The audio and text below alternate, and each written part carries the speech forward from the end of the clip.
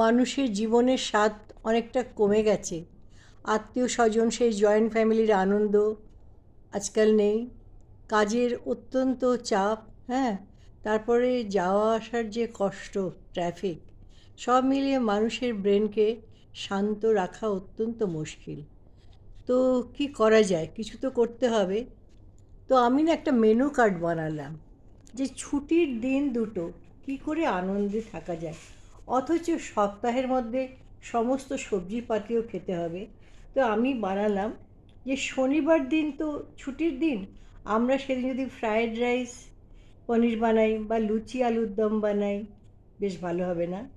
রবিবার করলাম chicken, butter chicken, চালের রুটি। এই দুদিনেই মানে সারা সপ্তাহের যে কষ্টটা এবং যন্ত্রণাটা সেটা মিটে যাবে।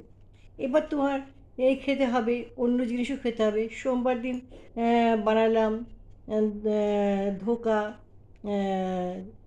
আর চানার শাক বানালাম, বা কোনো একটা শাক বানালাম। বুধবার আপনি আবার চিকেন বানাতে পারেন।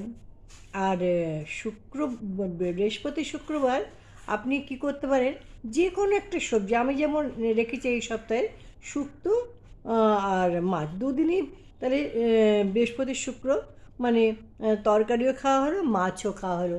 দেখবেন আপনার পরিবার আনন্দে প্রত্যেকটা দিনের জন্য অপেক্ষা করছে।